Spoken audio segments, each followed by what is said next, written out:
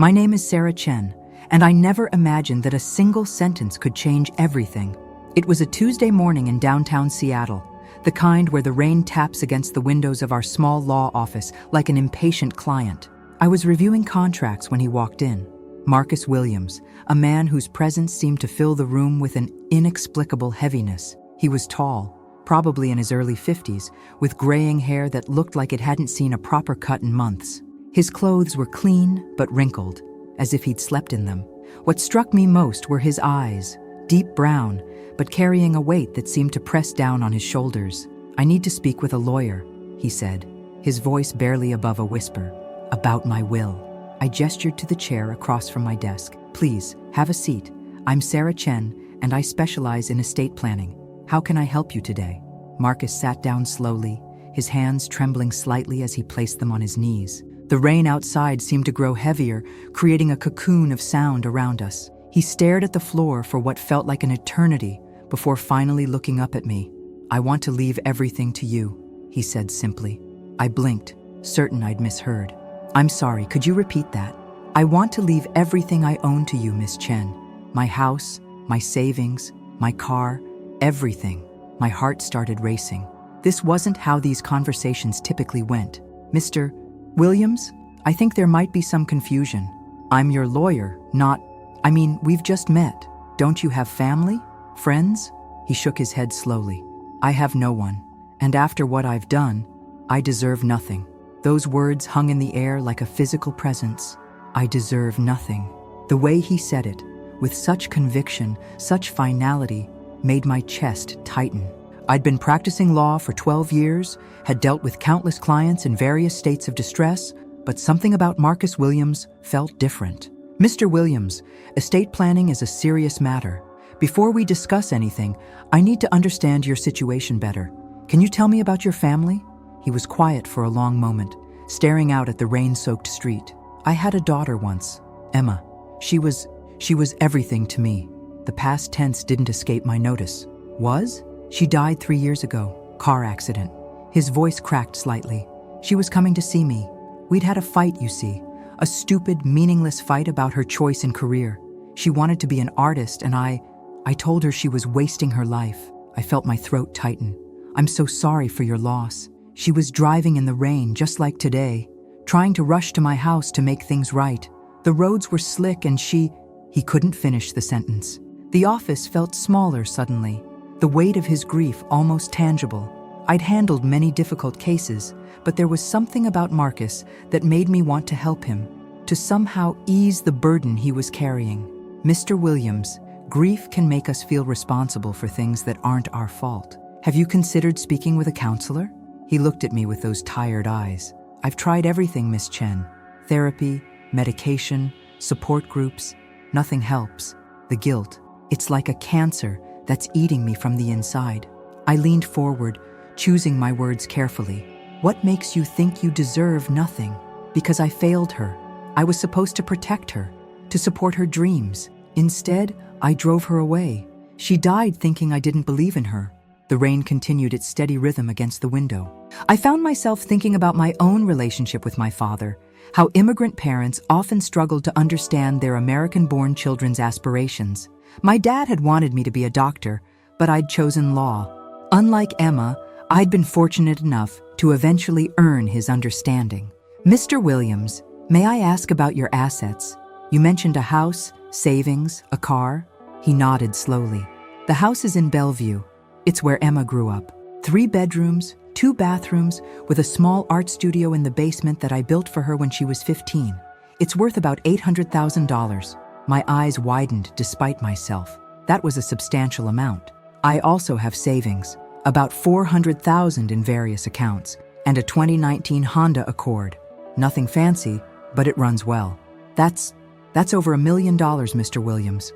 "Are you certain you want to leave this to someone you've just met?" "I've been thinking about this for months, Miss Chen. I don't want the money going to the state. I want it to go to someone who might actually use it to help people. I've been watching this law firm for weeks, watching you help people who can't always afford legal services. I've seen you stay late to help that elderly woman with her housing dispute. I've seen you take on pro bono cases." I felt a chill run down my spine. "You've been watching me?" Not in a creepy way, he said quickly. I've just been trying to figure out what to do with my life's work. I built a small construction company from nothing, worked 70-hour weeks for 30 years, all for Emma. And now you feel like it was all for nothing. Exactly. I stood up and walked to the window, looking out at the busy street below. People hurried past with umbrellas, each carrying their own stories, their own burdens. I thought about Marcus's words, about the profound loneliness that must have driven him to my office. Mr. Williams, I need to be honest with you. As your lawyer, I have an ethical obligation to ensure you're making decisions in your best interest. Leaving everything to your attorney is unusual. I know it's unusual, but I also know it's what I want. I turned back to him. What about charity? There are organizations that help struggling artists, scholarships for art students. Wouldn't Emma have wanted her legacy to support other young artists? For the first time since he'd entered my office, I saw something flicker in his eyes. Not quite hope, but perhaps the faintest glimmer of possibility. I hadn't thought about that. We don't have to decide anything today. Estate planning should be carefully considered. Would you be willing to take some time to think about this? Maybe we could meet again next week? He nodded slowly. I'd like that. As he stood to leave, Marcus paused at the door. Miss Chen, thank you for listening. It's been a long time since anyone has. After he left, I sat in my office as the rain continued to fall. I couldn't shake the image of his tired eyes, the way he'd said, I deserve nothing, with such absolute certainty. I'd encountered many clients dealing with grief, but Marcus Williams carried something deeper, a guilt so profound it had convinced him he was unworthy of his own life's work. I found myself thinking about Emma, a young woman I'd never met, but whose absence filled every corner of her father's existence. What would she want for him? Would she really want him to give away everything he'd worked for to a stranger? That evening, I drove home through the same rain that had been falling all day, and I couldn't help but think about how weather could change everything. For Emma Williams, rain had meant the end of her story. For her father, it seemed to mean the beginning of a different kind of ending. I lived in a small apartment in Capitol Hill, nothing compared to the Bellevue house Marcus had described. As I climbed the stairs to my second-floor unit, I wondered what kind of art studio Emma had created in that basement. Had she painted landscapes, portraits, abstract pieces that expressed the emotions she couldn't put into words? I made myself a cup of tea and sat by my own window, watching the rain. Tomorrow, I would start researching art scholarships and foundations that supported emerging artists. Maybe, just maybe, I could help Marcus find a way to honor his daughter's memory while also finding some peace for himself. But something told me this case was going to be more complicated than I imagined. The way Marcus had looked at me, the conviction in his voice when he'd said he wanted to leave everything to me, it wasn't just grief talking. There was something else, something he hadn't told me yet. As I prepared for bed, I made a mental note to do some research on Marcus Williams. If I was going to help him, I needed to understand who he really was and what had brought him to my office on this rainy Tuesday morning. The next morning brought clearer skies, but I couldn't shake the heaviness of yesterday's conversation. I arrived at the office early and immediately began researching Marcus Williams. What I found painted a picture of a man who had built something remarkable from nothing. Williams Construction had been founded 28 years ago, starting with just Marcus and a single pickup truck. Over the years, it had grown into a respected company specializing in residential renovations and small commercial projects. The Better Business Bureau rating was excellent, and online reviews consistently praised the company's integrity and attention to detail. But what struck me most was what I found in the Seattle Times archives. 3 years ago, there had been a brief article about a fatal car accident on Highway 520. Emma Williams, 24, art student at the University of Washington, had lost control of her vehicle during a rainstorm. The article mentioned she was survived by her father, Marcus Williams, owner of Williams Construction. I was deep in thought when my assistant, Jennifer, knocked on my door. "Sarah, you have a visitor. Says he doesn't have an appointment, but he's asking about Marcus Williams." Before I could respond, a woman in her 30s entered my office. She was petite with short blonde hair and intense blue eyes. She wore a paint-stained apron over jeans and a sweater. "I'm sorry to barge in," she said, "but I heard that Marcus Williams was here yesterday. I'm Rachel Morrison, and I think you need to know who he really is." I gestured for her to sit down. "I'm Sarah Chen. How do you know Mr. Williams?" I was Emma's best friend. We went to art school together, and I knew her father well. If he's here talking about his will, then I'm worried about what he might be planning. My pulse quickened. What do you mean?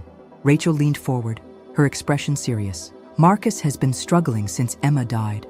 Not just with grief, though that's certainly part of it. He's been consumed by guilt over their last conversation. But there's more to the story than he probably told you. I'm listening. Marcus wasn't just a successful contractor. He was an incredible father. When Emma was growing up, he did everything for her. He built her art studio, drove her to every class and exhibition, supported her dreams even when other people told him it was impractical. He was her biggest champion. This contradicted what Marcus had told me about driving Emma away. Then why does he feel so guilty? Rachel's eyes filled with tears. Because of one fight. One stupid fight that happened to be their last conversation. Emma had been accepted to a prestigious art program in New York. It was a big opportunity, but it meant leaving Seattle. Marcus was scared of losing her, and he said some things. What kind of things? He told her that artists don't make real livings, that she should consider something more practical. He said he'd worked his whole life so she could have security, and she was throwing it away on a dream. I felt a knot form in my stomach. And she was driving to see him when the accident happened? Yes, she'd called me right before she left, crying.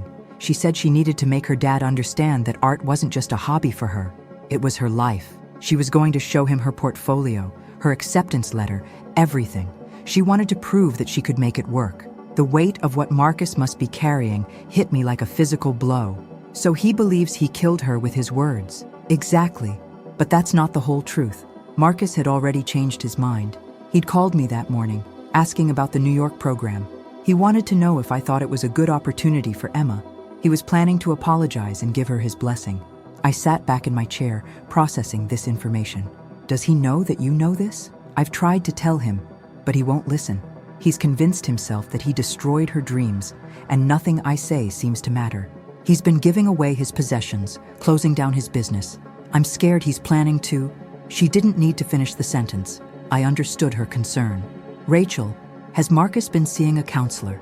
Getting any professional help? He was for a while, but he stopped going about 6 months ago. Said it wasn't helping.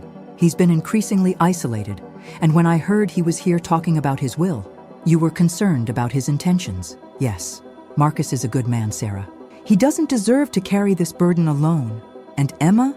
Emma would be heartbroken if she knew what her father was putting himself through. I stood up and walked to the window. Outside, the Seattle streets were bustling with afternoon traffic, people going about their lives, carrying their own invisible burdens.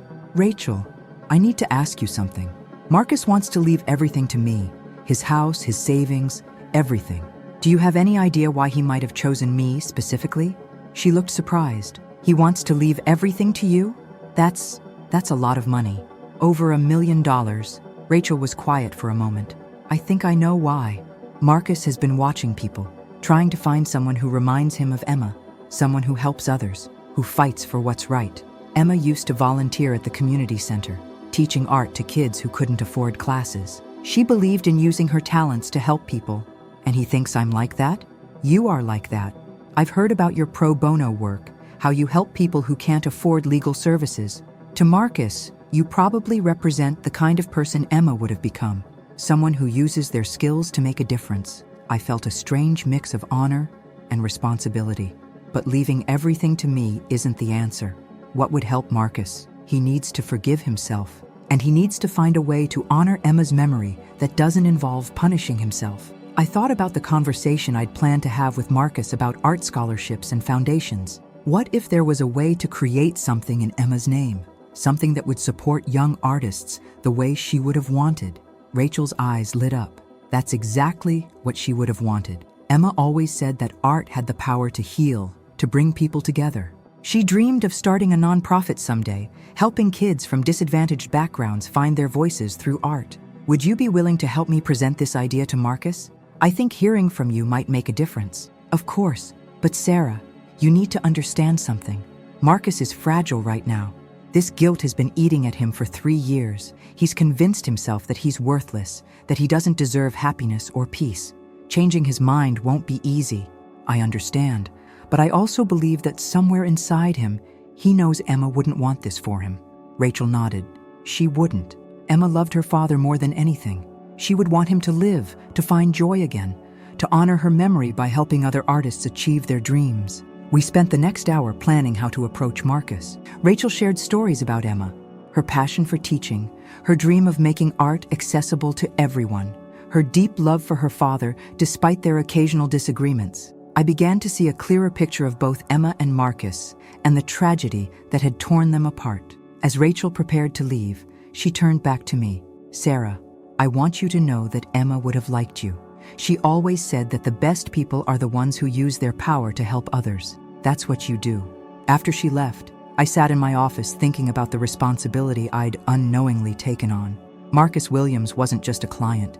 He was a man drowning in guilt and grief, and somehow I'd become his lifeline. I called Marcus and asked him to come in the next day.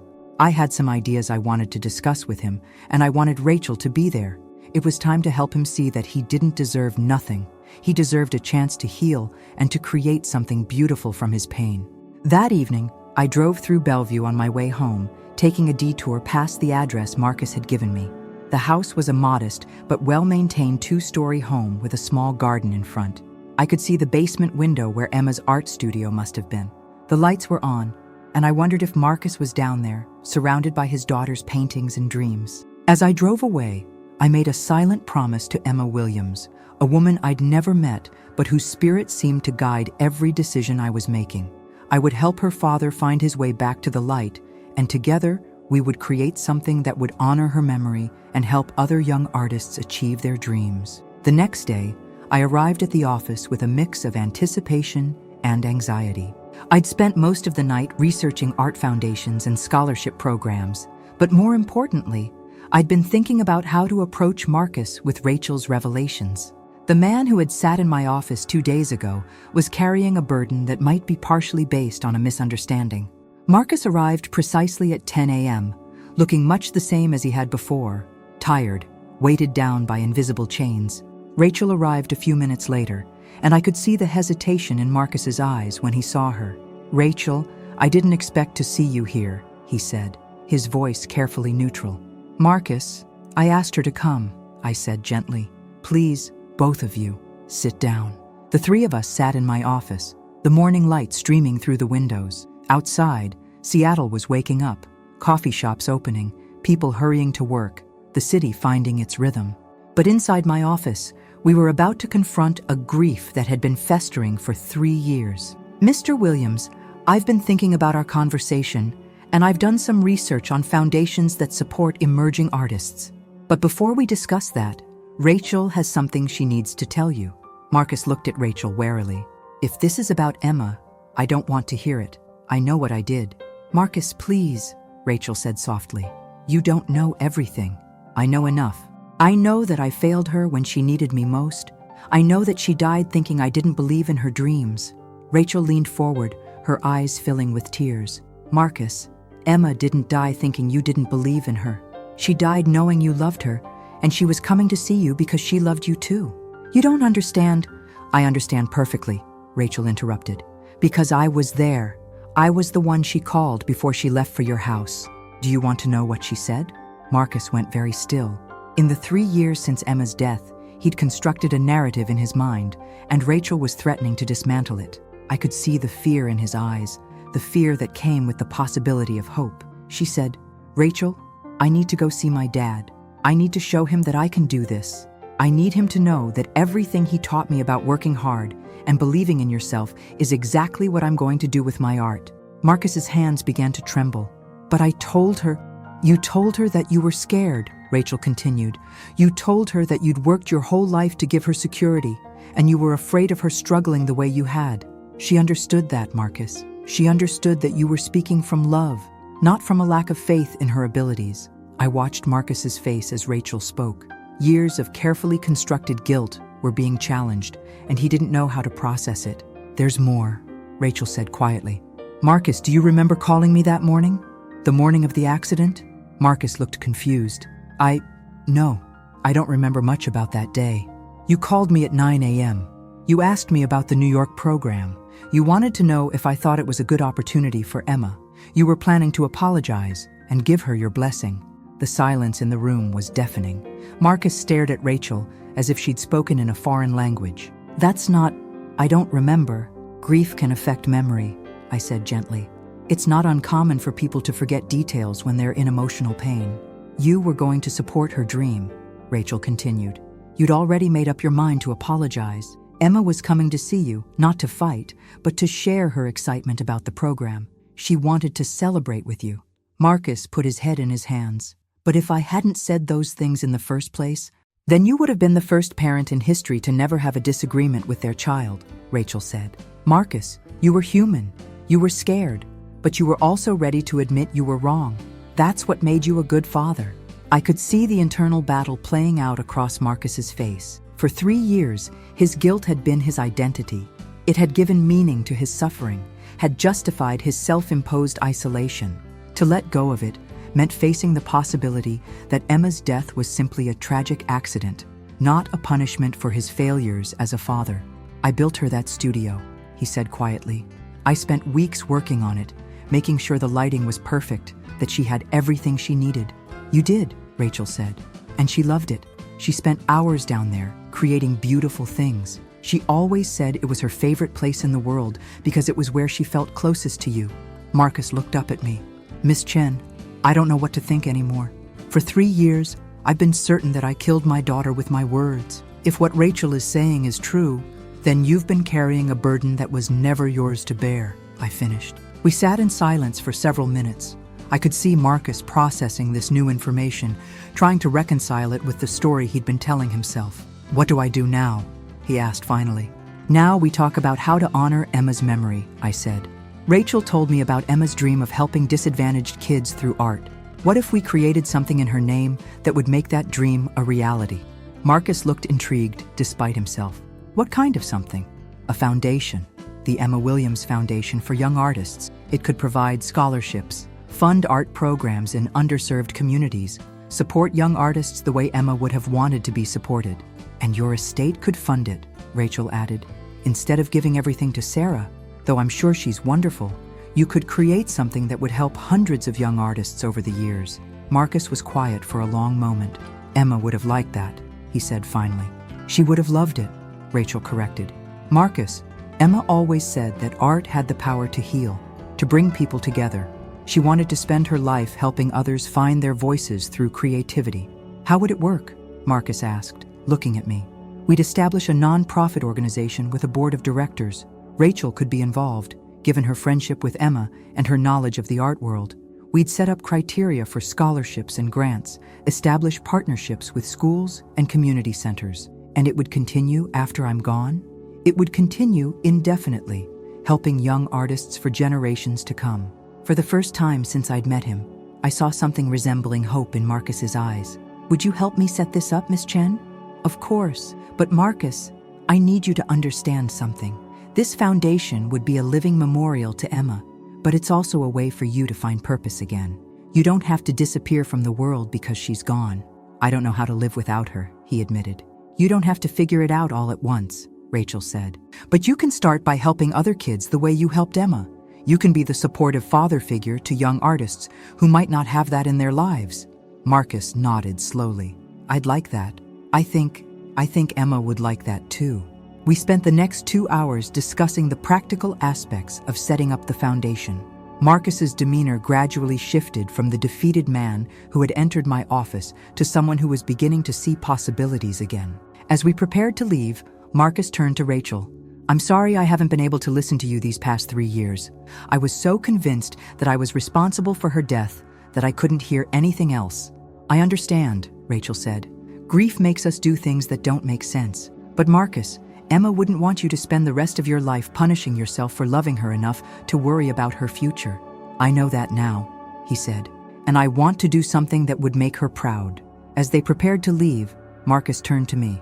Miss Chen, I still want to compensate you for your help with this. You're doing more than just legal work. Creating this foundation will be payment enough, I said. But Marcus, I want you to promise me something. Promise me that you'll take care of yourself.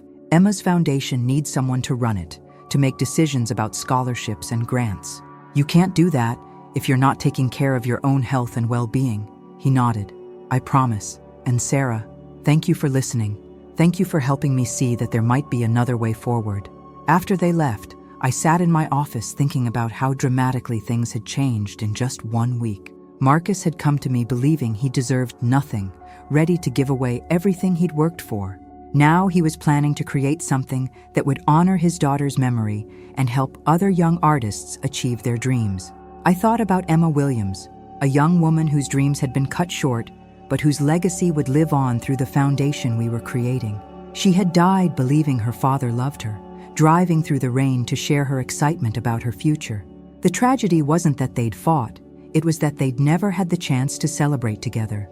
But maybe, through the foundation, Marcus could find a way to celebrate Emma's life and dreams every day. Maybe he could find peace in knowing that his daughter's passion for art would continue to inspire and support others long after both of them were gone.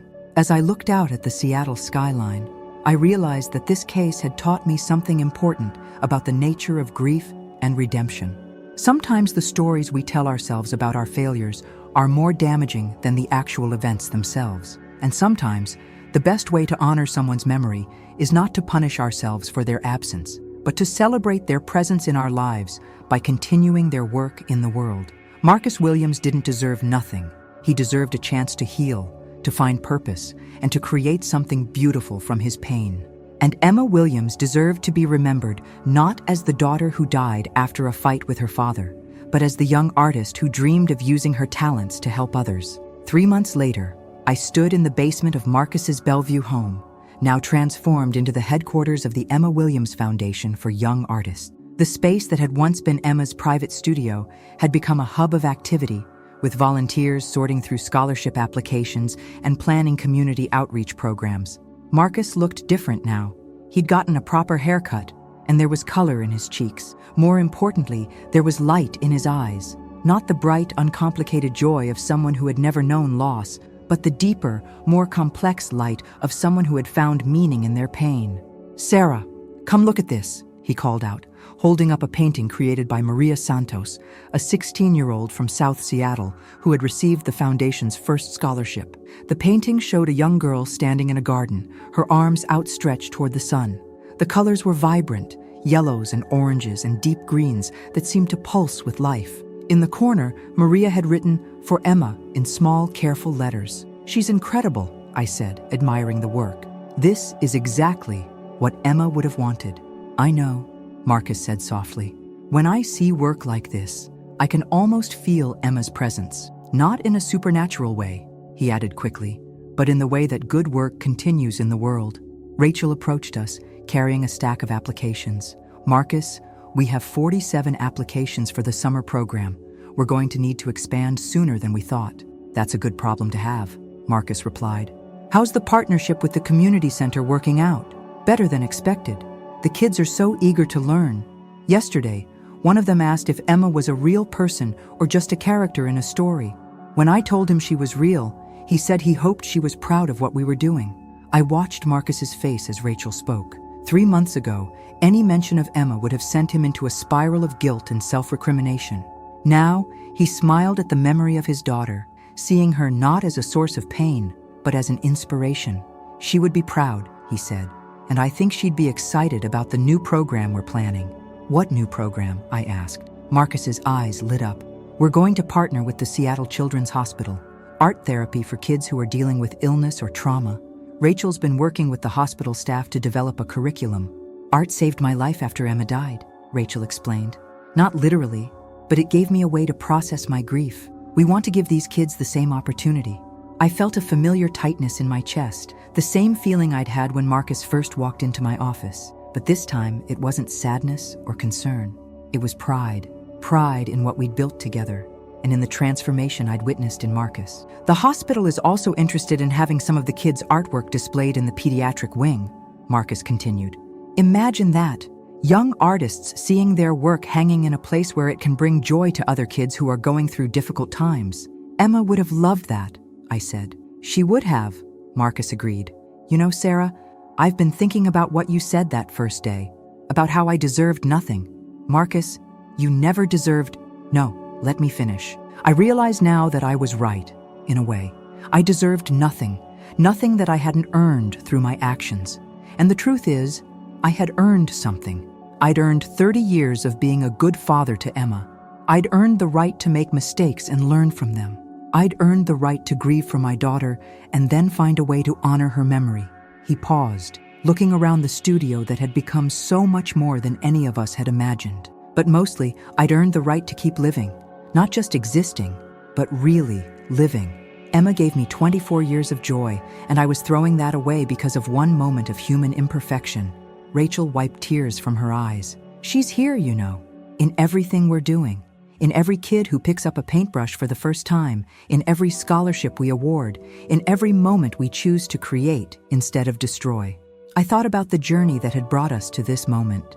Marcus had walked into my office, convinced that he was unworthy of his own life's work. Now, he was using that work to create opportunities for young artists who might never have had them otherwise. We've had an interesting development, I said, pulling out a folder I'd been carrying. The University of Washington wants to partner with us. They're offering to match our scholarship funds and provide mentorship opportunities for our recipients. Marcus's eyes widened. That's wonderful. Emma would have been so excited about that partnership. There's more. They want to name the program the Emma Williams Memorial Art Scholarship. It would be the first endowed scholarship at the university, specifically for students who want to use their art to serve their communities. Like Emma wanted to do, Rachel said softly. Exactly like Emma wanted to do, Marcus confirmed. As we talked about the logistics of the university partnership, I marveled at how much had changed. The foundation had processed over 100 applications, awarded 25 scholarships, and established art programs in 6 community centers across the Seattle area. More importantly, Marcus had found his way back to life. I have something for you, Marcus said, disappearing into what had once been Emma's supply closet. He returned with a small canvas, a painting of the Seattle skyline with mountains in the background, done in soft blues and grays. Emma painted this when she was 22, he said, handing it to me. She called it Home. I want you to have it. I felt tears spring to my eyes. Marcus, I can't accept this. It's too precious. Emma would have wanted you to have it. You saved my life, Sarah. You helped me see that I didn't deserve nothing. I deserved the chance to turn my pain into something beautiful. I looked at the painting, seeing Seattle through Emma's eyes. It was a view of the city from someone who loved it, who saw beauty in its gray skies and rain-soaked streets. It was a view of home. Thank you, I said, holding the painting carefully. I'll treasure it. You know what the best part is? Marcus said. Every morning when I wake up, I don't feel that crushing weight anymore. I still miss Emma. I'll always miss Emma. But now, I also feel excited about what we're going to accomplish that day. I feel like I'm finally living up to the father she believed I was. Rachel smiled through her tears. She always believed you were amazing, Marcus. She used to say that her dad was the hardest working, most caring person she knew. She said you taught her that the most important thing in life was to use your talents to help others. And that's exactly what this foundation does, I said. It uses Emma's talent, your resources, and our collective efforts to help young artists who might otherwise never have the chance to pursue their dreams. We spent the rest of the afternoon reviewing applications and planning the foundation's first annual exhibition. Marcus had decided to open his home to the public for one night, displaying artwork from all the scholarship recipients alongside some of Emma's pieces. The exhibition would be called Continuing the Canvas, a celebration of how art lives on through the artists it inspires. As evening approached, I prepared to leave. Marcus walked me to my car, and I could see the Seattle skyline in the distance, painted in the soft colors of sunset. Sarah, I need to tell you something, Marcus said as we reached my car. When I first came to your office, I wasn't just planning to give you my estate. I was planning to give you my estate, and then I was planning to join Emma. My heart stopped. Marcus, I know. It seems impossible now, but that's how dark things had gotten. I felt like I had destroyed the one person who mattered most to me, and I couldn't see any reason to keep going. I felt tears sting my eyes. What changed? You listened to me.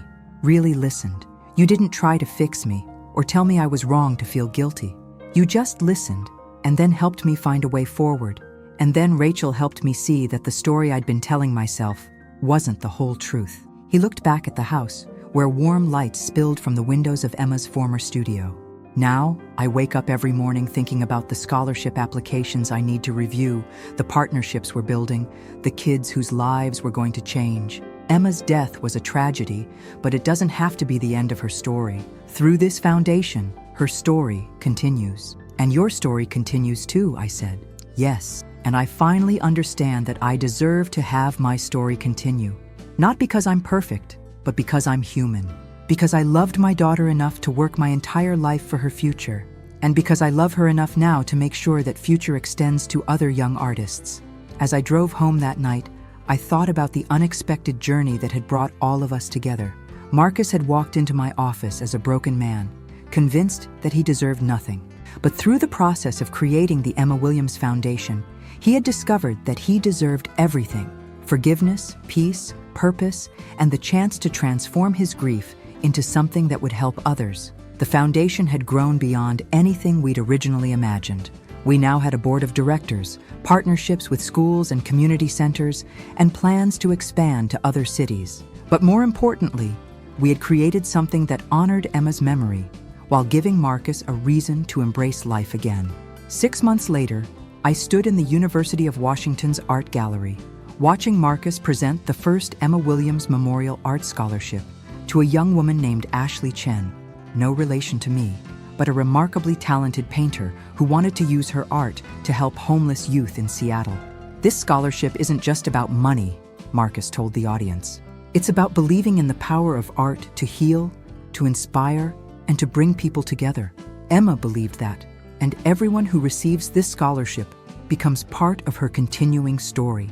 In the audience, I saw Rachel wiping away tears, and I felt Emma's presence in the room, not as a ghost or a spirit, but as a living legacy that would continue to inspire young artists for generations to come.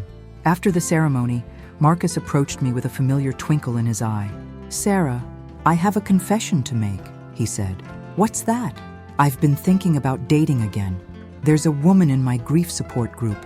She lost her husband 2 years ago.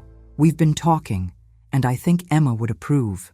I felt my heart swell with joy. "That's wonderful, Marcus. Emma would want you to be happy." "I think so too. For the first time in 3 years, I feel like I have permission to be happy again. Not because I've forgotten Emma, but because I'm finally honoring her memory in the way she would have wanted." As I drove home that night, I thought about the painting of Seattle that now hung in my apartment, Emma's view of home, painted with love and hope for the future. I thought about Marcus, who had transformed from a man who believed he deserved nothing into someone who was creating something beautiful from his pain. Most of all, I thought about Emma Williams, a young woman I'd never met, but whose dreams had become the foundation for something larger than any of us had imagined. She had died believing her father loved her, and through the foundation we'd created, that love was now reaching young artists across the Pacific Northwest. The Emma Williams Foundation for Young Artists had become more than a scholarship program. It was a testament to the power of choosing hope over despair, creation over destruction, and love over guilt. Marcus had learned that he didn't deserve nothing. He deserved the chance to heal, to grow, and to turn his love for his daughter into a legacy that would help others pursue their dreams. As I pulled into my driveway, I realized that this case had changed me too. I'd learned that sometimes the most important thing a lawyer can do isn't just provide legal advice. It's to help people find their way back to themselves, to help them see that they deserve compassion, especially from themselves. Marcus Williams had signed over everything to me that day in my office, but in the end, I'd given it all back to him in the form of purpose, hope, and the chance to create something beautiful from his pain. And Emma Williams, through the foundation that bore her name, would continue to inspire young artists to use their talents to make the world a more beautiful place. The story that had begun with a man who believed he deserved nothing had become a story about the power of love, forgiveness, and the courage to keep creating even in the face of devastating loss. It was a story that Emma would have been proud to call her own. The morning sun streamed through the windows of the Emma Williams Foundation's new headquarters in downtown Seattle. We'd outgrown the basement studio and moved into a beautiful space that could accommodate our expanding programs. The walls were lined with artwork from our scholarship recipients, creating a gallery that celebrated both emerging talent and Emma's enduring legacy. I stood in the main conference room, preparing for our monthly board meeting. The foundation had grown exponentially over the past 2 years. We now served over 300 young artists annually, had partnerships with 12 schools across Washington state, and had begun expanding into Oregon and California. Marcus entered the room, and I was struck again by how much he'd changed. He wore a navy blue suit that actually fit him properly, and his hair was neatly styled, but it was his demeanor that had transformed most dramatically. He carried himself with the confidence of someone who had found his purpose in life. "Good morning, Sarah," he said, setting down a stack of files. "I have some exciting news about the hospital program. Let me guess, they want to expand it? Better than that. Seattle Children's Hospital wants to create a permanent art therapy wing, funded entirely by the foundation. They're calling it the Emma Williams Creative Healing Center." I felt my eyes fill with tears. "Marcus, that's incredible. Emma would be so proud." "I know she would be. And there's more. The center will serve not just the hospital's patients, but also kids from the community who are dealing with trauma, grief, or difficult life circumstances. Art therapy will be available to any child who needs it." Rachel burst through the door, her face flushed with excitement. "Marcus, Sarah, you'll never believe what just happened." "What?" we said in unison. "The National Endowment for the Arts wants to feature our foundation as a model program. They're creating a nationwide initiative based on our community partnership approach." Marcus sat down heavily in his chair, overwhelmed. "Emma's dream of helping disadvantaged kids through art is going to reach children all across the country." "Not just her dream," I said. "Your dream too. The dream you've been working toward for the past 2 years." Our board meeting that morning was unlike any we'd had before. We discussed expansion plans, reviewed scholarship applications from across the West Coast, and planned the Foundation's second annual exhibition. But what struck me most was the easy camaraderie between Marcus and the other board members. He'd found his tribe, people who shared his passion for supporting young artists. After the meeting, Marcus, Rachel, and I walked to Pike Place Market for lunch. It had become our tradition after board meetings, a way to decompress and celebrate our progress. "I have something to tell you both," Marcus said, as we sat overlooking Elliott Bay. "Linda and I are getting married." Linda was the woman from his grief support group, a kind, gentle person who had lost her husband in a climbing accident. Over the past year, Marcus had slowly opened his heart to the possibility of love again. "That's wonderful," Rachel exclaimed. "Emma would be so happy for you." "I think she would be," Marcus said. "Linda understands about Emma, about the foundation. She's not trying to replace Emma's memory. She's embracing it. She's even volunteered to help with the art therapy program."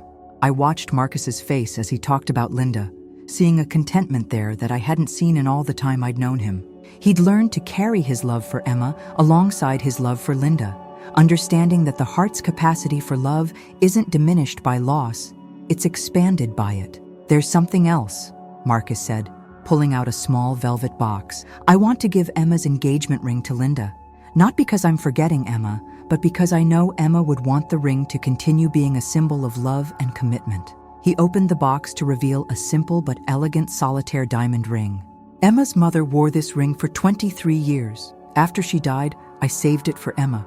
I always imagined walking her down the aisle someday, seeing this ring on her finger as she started her own family. "And now it will be a symbol of love again," Rachel said softly. "Exactly.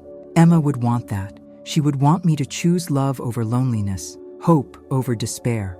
As we walked back to the foundation office, I reflected on how much all of our lives had changed. Marcus had found love again and created a lasting legacy for his daughter. Rachel had become the foundation's artistic director, using her talents to mentor young artists. And I had discovered that practicing law could be about more than just legal documents. It could be about helping people transform their pain into purpose. The afternoon brought a steady stream of visitors to the foundation. First, Maria Santos, now 18 and a freshman at the University of Washington, stopped by to show us her latest paintings. She'd been accepted into the competitive fine arts program and was thriving. "I got accepted to the study abroad program in Italy," she announced, her eyes bright with excitement. "I'm going to study Renaissance art techniques and bring what I learned back to teach the kids in the community program." "That's exactly the kind of cycle we hope to create," Marcus said, beaming with pride. "Artists who are supported by the foundation going on to support the next generation." Next came David Kim, a 17-year-old who'd been working with the art therapy program at the hospital. He'd been dealing with anxiety and depression, and art had become his way of processing these challenges. "I wanted to show you something," he said, pulling out a canvas that took our breath away.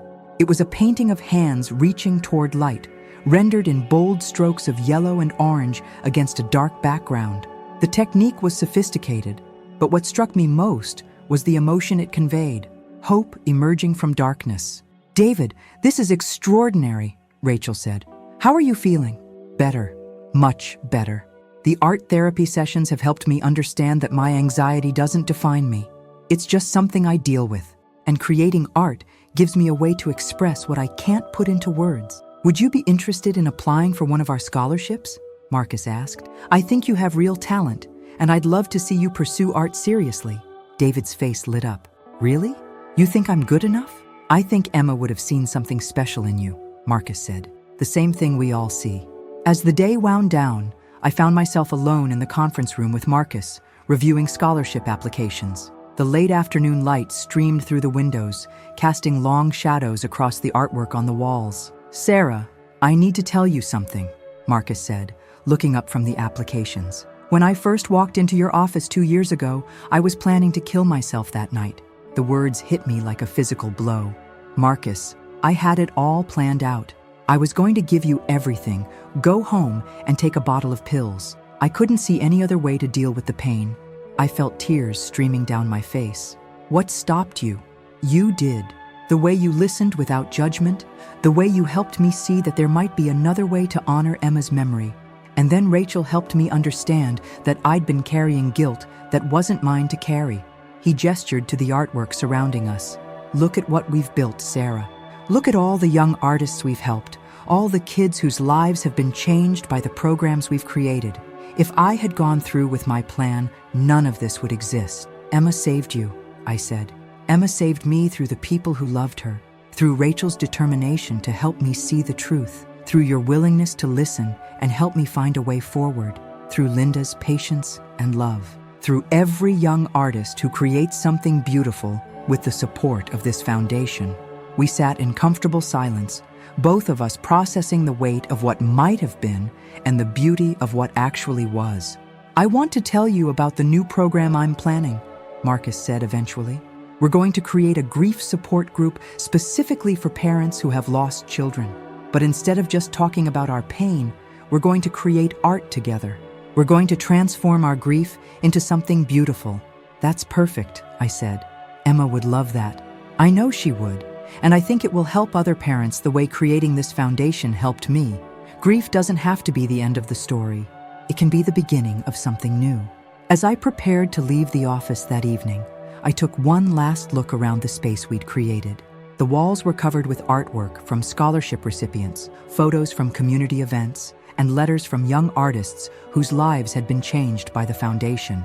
In the center of the main wall hung a portrait of Emma Williams, painted by Maria Santos as a thank you gift to the foundation. It showed Emma with a paintbrush in her hand, surrounded by children of all ages, all creating art together. It was a vision of what Emma might have done with her life and what she was still doing through the foundation that bore her name. I thought about the journey that had brought us all to this moment. Marcus had walked into my office convinced that he deserved nothing, ready to give away everything he'd worked for and then end his life. 2 years later, he was planning to marry a woman he loved, running a foundation that served hundreds of young artists and creating programs that would help other grieving parents find their way back to life. The Emma Williams Foundation for Young Artists had become more than any of us had imagined. It was a testament to the power of choosing hope over despair, love over guilt, and creation over destruction. It was proof that even the deepest pain could be transformed into something beautiful, something that would help others and honor the memory of those we'd lost. As I walked to my car, I realized that this case had taught me the most important lesson of my legal career. Sometimes the most important thing we can do for someone isn't to give them legal advice or draft documents for them. Sometimes it's simply to listen, to help them see that they deserve compassion, especially from themselves, and to help them find a way to transform their pain into purpose. Marcus Williams had said he deserved nothing, and in a way, he'd been right. He deserved nothing that he hadn't earned.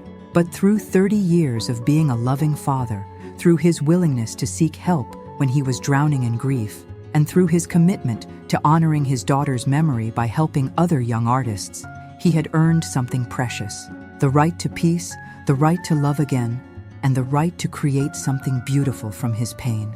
Emma Williams lived on in every scholarship awarded, every young artist mentored, every child who discovered their creative voice through the Foundation's programs. She lived on in her father's healing, in Rachel's dedication to the arts, and in the countless lives that would be touched by the Foundation for generations to come. The story that had begun with a man who believed he deserved nothing had become a story about the transformative power of love, forgiveness, and the courage to keep creating even in the face of devastating loss. It was a story that Emma would have been proud to call her own, and it was a story that would continue to inspire others long after all of us were gone. In the end, Marcus Williams had discovered that he didn't deserve nothing. He deserved everything: forgiveness, peace, love, and the chance to turn his grief into a gift for the world. And through the Emma Williams Foundation for Young Artists, he had done exactly that, creating a legacy that would help young artists pursue their dreams for generations to come. The foundation had become Emma's living memorial, Marcus's path to healing, and a beacon of hope for anyone who believed that their pain was too great to overcome. It was proof that love never dies. It just takes new forms, reaching out to touch lives and inspire dreams in ways we never could have imagined. As I drove home through the Seattle streets, I carried with me the knowledge that I had witnessed something extraordinary, the transformation of a man who had believed he deserved nothing into someone who had created something beautiful, lasting, and meaningful. It was a reminder that redemption is always possible, that love is stronger than grief, and that the most powerful legacy we can leave is the one that helps others pursue their dreams and find their own paths to healing.